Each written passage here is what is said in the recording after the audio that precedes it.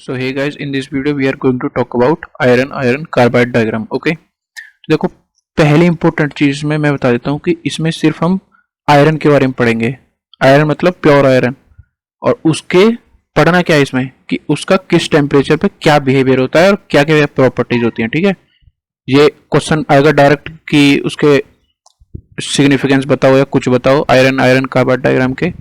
तो ये जो मैं पॉइंट बता रहा हूँ ये डायरेक्ट सेम टू सेम उतार देना है। 5 में से 5 नंबर या 10 में से 10 नंबर जितने का भी क्वेश्चन बनता है सेम टू सेम आते हैं। ठीक है, तो पहला इसका इंपॉर्टेंट पॉइंट है कि जो वाई एक्सिस है वो टेम्परेचर डिनोट करेगी और जो एक्स एक्सिस है वो टाइम डिनोट करेगी। मतलब टाइम के साथ और टेम्परेचर के साथ उसका क्या क्या चेंजेस होंगे हम वो चीज़ ऑब्जर्व करेंगे यहाँ पे। ठीक है, देखो स्टेट ट्रांसफॉर्मेशन लाइन फर्स्ट, ये जो यहाँ से यहाँ तक का मतलब क्या है, देखो ये डिनोट कर रही है आइसोथर्मल लाइन। ठीक है, यहाँ से यहाँ तक मतलब टेम्परेचर इज सेम एंड यहाँ से यहाँ तक ये टेम्परेचर डिक्रीज होता है इस टाइम में। यहाँ से सपोज करो एक लाइन ऐसे ड्रॉ कर ली और यहाँ से एक लाइन ऐसे ड्रॉ कर ली, तो ये जो है ये टाइम होगा कंज्यूमिंग और यहाँ से यहाँ तक जो टेम्परेचर डिक्रीज होगा यहाँ से यहाँ तक। ठीक है, तो फर्स्ट लाइन जो डिनोट करती है वो डिनोट करती है कि स्टेट ट्रांसफॉर्मेशन लाइन, जो लिक्विड है वो लिक्विड स्टेट से चेंज हो चुका है यहाँ पे। ठीक है, और जो किस में कन्वर्ट हो चुका है वो डेल्टा आयरन में कन्वर्ट हो चुका है जिसकी स्ट्रक्चर है बीसीसी एंड नॉन मैग्नेटिक है नेचर में, और उसका पैकिंग जो नंबर ऑफ एटम है उसकी लैटिस में, ठीक है, वो कितने 2 आप जानते हो बीसीसी में 2 होते हैं। ठीक है, ठीक है, और इसके बाद में जो सेकंड यहाँ से यहाँ तक आया फिर उसके बाद में फिर से टेम्परेचर डिक्रीमेंट हुआ। ठीक है, ये वाला, और इसके बाद में क्रिस्टल स्ट्रक्चर ट्रांसफॉर्मेशन लाइन, इस लाइन को बोलते हैं हम ये क्रिस्टल स्ट्रक्चर ट्रांसफॉर्मेशन लाइन। ठीक है, ये होता है गामा आयरन। गामा आयरन में एफसीसी स्ट्रक्चर फॉर्म होती है और एवरेज नंबर ऑफ एटम कितने होते हैं उस यूनिट सेल में 4, और उसका देखो प्रॉपर्टी क्या है वो नॉन मैग्नेटिक है नेचर में। ठीक है, ठीक है, ये इंपॉर्टेंट पॉइंट है, ये इन चीज़ों को नोट कर लेना और तुरंत के तुरंत याद कर लेना। ठीक है, डायग्राम बनाना है और ये चीज़ें लिखनी है इसमें साथों साथ। क्रिस्टल, अब थर्ड लाइन जो है वो again crystal structure transformation line. आप समझ गए होंगे कि ये क्यों बोला जा रहा है क्रिस्टल स्ट्रक्चर। देखो एफसीसी से बीसीसी में ट्रांसफॉर्म हो चुका है। ठीक है, इसलिए बोल रहे हैं इसको crystal structure transformation line. Then जो ये होगा अल्फा आयरन में कन्वर्ट और उसकी स्ट्रक्चर होगी बीसीसी बॉडी सेंटर क्यूब, समझ गए होगे, नॉन मैग्नेटिक होगा नेचर में। ठीक है, अब देखो यहाँ पे अब आएगा इंपॉर्टेंट पॉइंट। ठीक है, अब जो ये नेक्स्ट लाइन है ये है मैग्नेटिक ट्रांसफॉर्मेशन। ठीक है, मैग्नेटिक ट्रांसफॉर्मेशन में मतलब क्या होगा कि इसकी मैग्नेटिक प्रॉपर्टीज चेंज होंगी। ठीक है, अब देखो ऊपर से चला रहा था non magnetic non magnetic non magnetic, अब जो है मैग्नेटिक प्रॉपर्टीज में चेंज करेगा। ठीक है, अब देखो इस लाइन को बोलते हैं मैग्नेटिक ट्रांसफॉर्मेशन लाइन। क्यों कहते हैं इसको? बिकॉज इसमें फेरोमैग्नेटिक आयरन जो होता है वो पैरामैग्नेटिक आयरन में चेंज हो जाता है एट दिस टेम्परेचर, और हम इस टेम्परेचर को क्या बोलते हैं 768 डिग्री सेल्सियस को Curie temperature.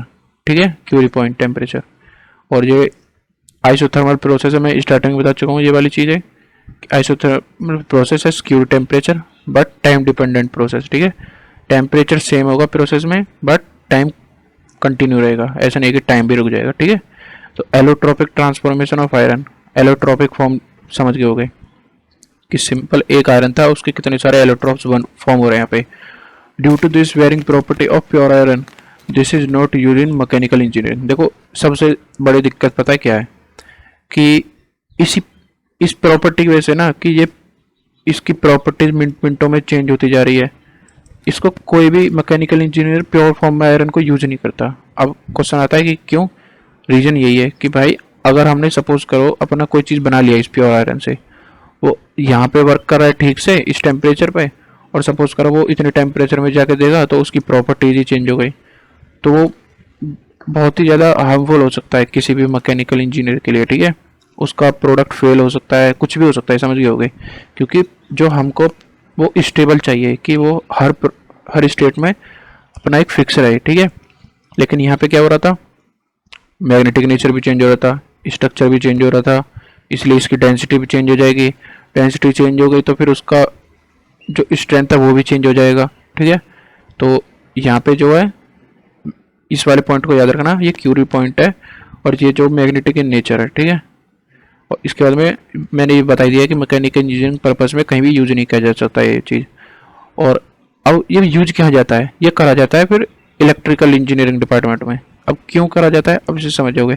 Due to this magnetic nature, कि मैग्नेटिक नेचर चेंज हो रहा है, this is used in armature coil, ठीक है। आर्मेचर कॉइल्स में यूज किया जाता है, समझ गए होगे अपने आप ही आप। Carbon is mixed for control property. अब देखो ये प्रॉपर्टी ऐसे ऐसे चेंज हो रही थी, ठीक है। अब इसमें हमको अब सबसे ज़्यादा अमाउंट में आयरन भी पाया जाता है हमको, ठीक है, काफ़ी अमाउंट में। तो हमको ये चीज़ कंट्रोल करनी थी, तो हमने एक एलिमेंट ढूंढा कार्बन, ठीक है। अब कार्बन एक ऐसा एलिमेंट है, अगर हम आयरन के साथ मिक्स कर देते हैं थोड़ी सी क्वांटिटी में, तो हम उसकी प्रॉपर्टीज़ को कंट्रोल कर सकते हैं, ये जो चीज़ प्रॉपर्टी थी, ठीक है। अब नेक्स्ट टॉपिक में बताऊंगा कैसे में, ठीक है। ये पूरा खत्म हो चुका है यहाँ पे, और ये चीज़ एक्सप्लेन कर करके लिख देना, और जितने भी मार्क्स का क्वेश्चन होगा सारे के सारे नंबर आ जाएंगे। क्वेश्चन ऐसे भी आता है, सिग्निफिकेंस लिखो इसके, ठीक है, आयरन आयरन कार्बन डायग्राम के, और यूजेस लिखो, प्रॉपर्टीज लिखो, और कैसे कैसे स्ट्रक्चर ट्रांसफॉर्म होती हैं, ये सब चीज़ लिख देना, ठीक है।